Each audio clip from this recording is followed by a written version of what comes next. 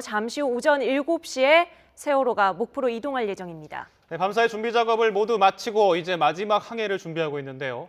진교중 전 해군 해난 구조대장 또 박소정 YTN 기자와 함께 자세히 짚어보겠습니다. 안녕하십니까? 안녕하세요. 자, 아침 7시에 이제 세월호 마지막 항해를 앞두고 있는데요. 특별히 오늘 아침 7시로 이렇게 시간을 정한 이유가 따로 있겠죠? 예, 지금 조석 때문에 그런데 지금 물때가 서거차도 근해는 8시가 정조고요. 예. 그다음에 목포 신항은 9시 반입니다. 이 정조인데 저조기 때문에 이 시간부터 물이 들물입니다. 들물이기 때문에 반 잠수선이 갈 때 뒤에서 조류를 받기 때문에 더 속도가 나고 안전하게 갈 수가 있기 때문에 이 시간을 잡은 겁니다.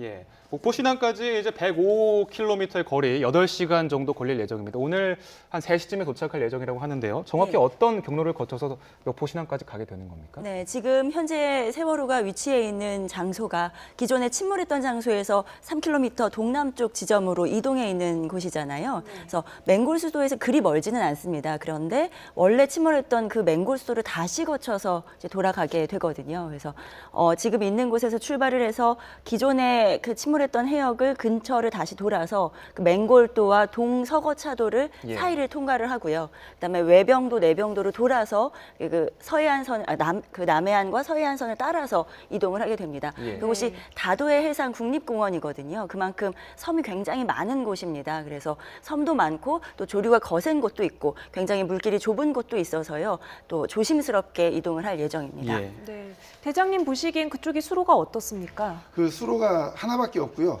그 수로를 통과해야 되는데 지금 말씀드린 대로 조석 시간을 이용해서 가겠고 또 주간중이기 때문에 가는 데는 안전하고 특히 이제 도선사가 불두에서 타지 않습니까? 그러면 이 도선사가 이제 본선을 쭉 유도해서 가는데 특별한 문제는 없을 걸로 봅니다. 예, 해수부에서는 좀 난 코스다. 사실 폭이 600m 정도밖에 되지 않아서 조심스럽게 가야 한다라고 밝혔는데 좀 그렇게 어려운 작업은 아닌가 보죠. 예, 그렇습니다. 항상 선박은 운항할 때 조심을 해야 됩니다. 근데 뭐 꼭 반잠수식 선박이라고만 해서 조심을 하고 다른 선박을 조심 안 하면 안 되고요. 다 조심을 해서 가는데 특별히 어렵지는 않다. 그냥 들랑달랑하는 항로다. 그리고 도선사가 탔기 때문에 특별한 문제 없이 뭐 특별한 돌변 상황이 없으면 그냥 갈 수 있다. 이렇게 보시면 되겠습니다. 네. 일반적으로 이 도선사가 한 명이 탑승한다고 하는데 세월호의 경우에는 이제 조금 워낙 중요한 사안이다 보니까 2명이 탑승한다고 하더라고요. 이 도선사가 어떤 역할을 하는 건가요? 도선사는 쉽게 말하면 항로 안내인이라고 할 수 있겠습니다. 물론 이번 그 반잠수선에 선장이 타고 있거든요. 그 선장은 네덜란드인입니다. 그런데 그 아주 위험한 험로를 통과할 때에는 통상적으로 많은 배들이 도선사를 이용을 하고요. 도선사가 중간에 타면 그때부터는 도선사가 선장 역할을 맡게 됩니다. 그래서 이번에 뭐 한 명이 타도 문제는 없을 것으로 보입니다만 이 세월호 운반 문제가 워낙 중대한 문제고 중간에 조금이나마 실수가 있거나 해서는 안 되기 때문에 2명의 도선사가 함께 타서 함께 그 항로를 상의하면서 이동을 하게 될 예정이고요. 그러니까 위험한 곳에서 어느 정도의 속도로 어떤 방향으로 움직일 것인지 이런 부분까지 함께 상의하게 됩니다. 그리고 이동하는 동안에 해경 경비함도 5척이 띄워져서요. 세월호 주변을 호위하면서 같이 이동을 할 예정이고요. 그리고 또 진도 해상 교통관제센터와도 계속 수신을 주고받으면서 교통 상황, 다른 배들의 또 운반 상황, 또 다른 배들의 통제하는 부분 이런 부분을 계속 협의하면서 이동을 하게 됩니다. 아까 대장님이 수로가 하나밖에 없다라고 하셨는데 그럼 다른 선박들은 오늘 같이 움직이는 겁니까? 아니면 일단은 통제를 하게 되고요. 그 세월호가 움직이는 시간에는 다른 배들이 가능한 움직이지 않도록 이렇게 통보를 해놓은 것으로 전해졌습니다. 미 수습자가 타고 있는 선박이 같이 좀 따라갈 거라고 보도가 나왔는데 같은 경로로 가는 겁니까? 네, 같은 경로로 이동할 것으로 보이고요. 아마도 좀 뒤따라가는 모습이 되겠죠. 지금 현재 세월호 미 수습자 가족들은 근처에 다가가고 있는 상태고요. 그리고 그 취재진도 함께 그 배에 타고 있습니다. 그래서 취재진이 곳곳에서 아마 실시간으로 화면을 받는 거는 쉽지는 않겠습니다만 취재진도 그 배가 이동하는 항로를 따라서 가장 핵심 포인트에서 대기를 하고 있을 예정입니다. 그래서 세월호가 이동하는 과정을 생생하게 지켜볼 수 있도록 시청자들께 전해드릴 예정이고요. 그 외에도 세월호 유가족들, 그러니까 미수습자 가족들 외에 유가족들도 안산에서 출발해서 현재 내려오고 있는 것으로 전해졌습니다. 있습니다. 네.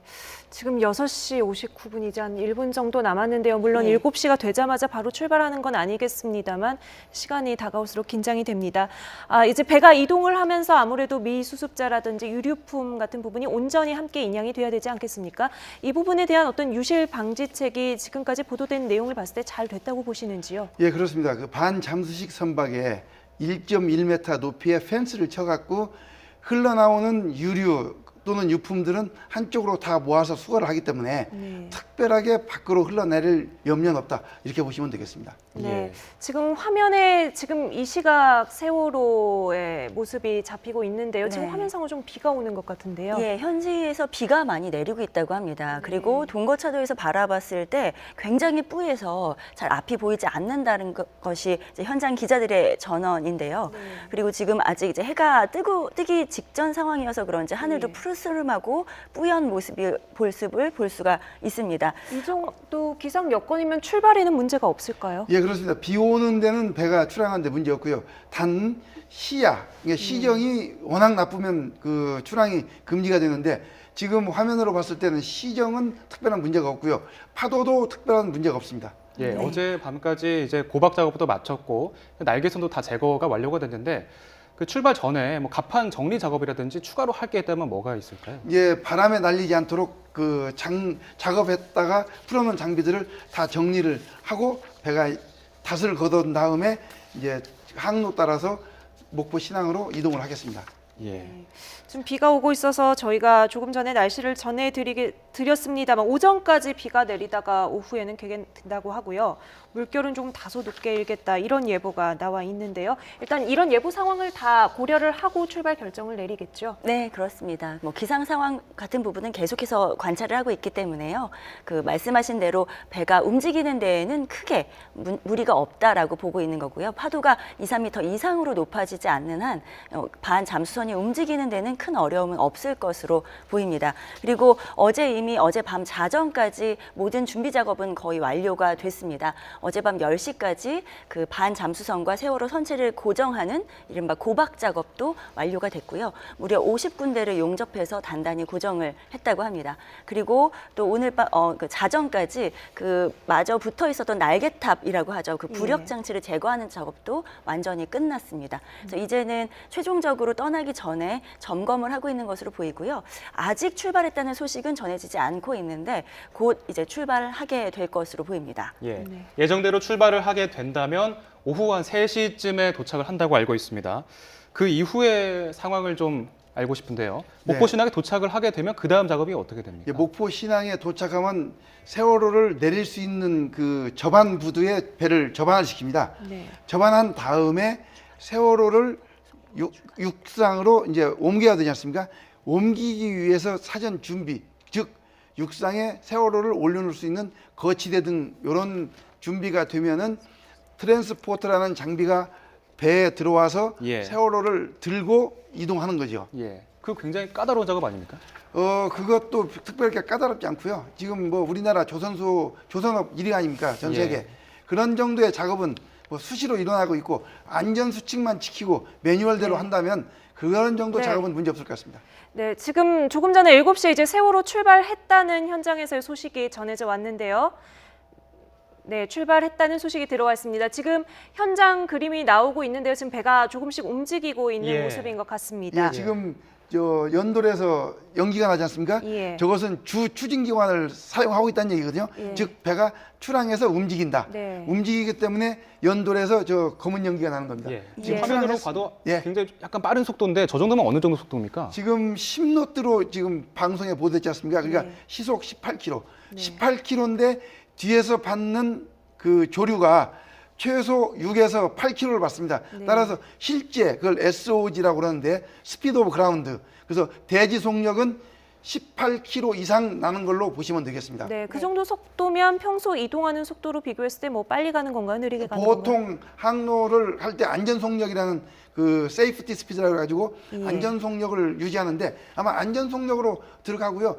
저쪽에서 이제 도선사가 불투에서 타지 않습니까? 그러면 그분들이 다 주변을 통제하면서 가고 특히 협수로가 좁은 지역은 배를 다 그 시간대에 통과하지 못하도록 다 통제를 하기 때문에 배가 출입항하는 데는 전혀 문제 없습니다. 네. 자, 박소정 기자, 지금 예. 세월호가 출발을 했는데 저 세월호 뒤로 미수습자 가족들이 타고 있는 배가 함께 움직이고 있는 건가요? 네, 그런 것으로 보입니다. 일단은 세월호가 안전하게 출발하는 것을 확인한 다음에 예. 그다음에 조심스럽게 따라갈 것으로 보이고요. 왜냐하면 너무 또 가깝게 붙어서 이동하는 것도 네. 위험할 수 있기 때문에 조심스럽게 또 취재진이 탄 배도 그렇게 이동을 할 예정입니다. 네. 현장에서 기자들이 전해온 소식으로는요. 반 잠수선의 엔진 시동을 거는 소리가 들렸다 이렇게 예. 얘기를 했고요. 그리고 닷도 모두 올라갔다고 합니다. 예. 그래서 7시에 예정대로 출발을 했습니다. 그래서 현재 그 예측으로는 오후 3시가 되기 전에 네. 한 2시에서 2시 반이면 조금 더 일찍 도착할 수도 있겠다는 것이 현장 취재 기자들의 이야기입니다. 네, 지금 뭐 그림상으로는 세월호 옆쪽으로 지금 다른 배가 한 척이 보이는데요. 저희 YTN 취재진도 지금 따로 배를 타고 세월호의 경로를 따라서 계속 뒤따라가고 있는 거죠.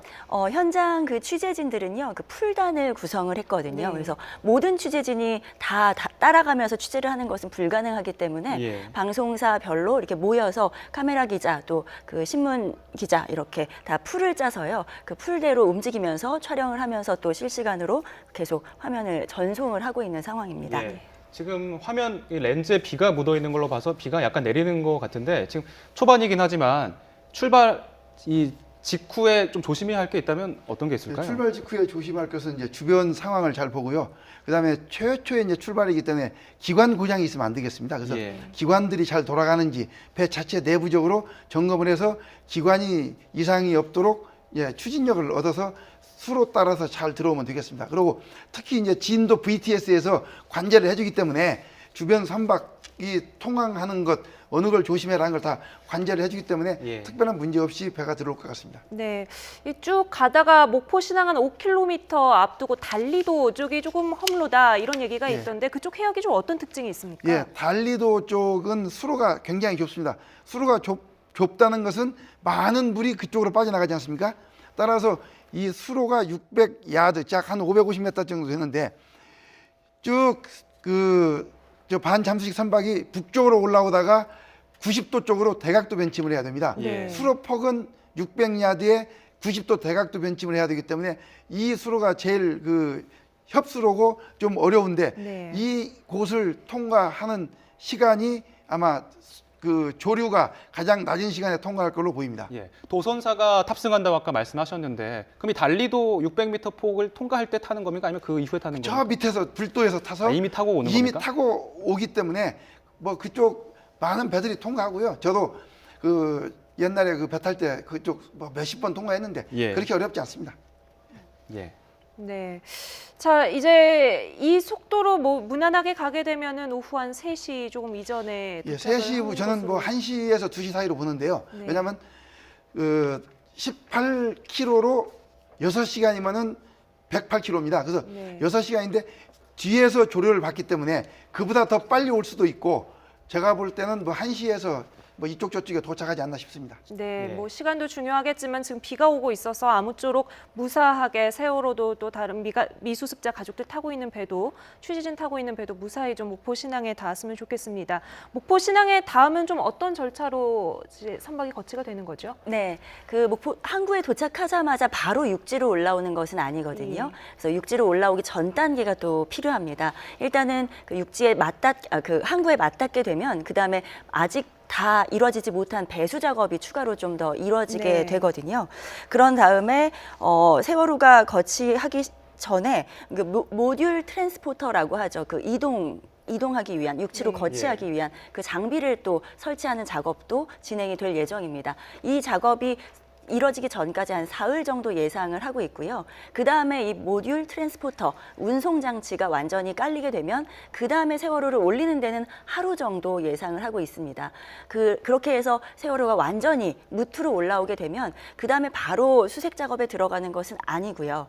그 세월호의 방제 작업 그리고 세월호를 깨끗하게 닦는 작업 이런 부분이 시작이 됩니다. 왜냐하면 자체 수습 작업에 바로 들어가다가 여러 가지 부분과 또 뭐 그 균이라던가 이런 부분들이 있을 수 있기 때문에 방제 작업을 먼저 한 다음에 그 다음에 수습 방법을 결정하고 수습 작업에 들어가게 됩니다. 네. 자, 일단은 오전 7시에 예상대로 세월호 출발을 했습니다. 계속해서 저희가 추적해서 그 경로를 알려드리겠습니다. 자, 지금까지 진교증 전 해군 해남 구조대장 그리고 YTN 박수정 기자와 함께 자세한 얘기 나눠봤습니다. 고맙습니다.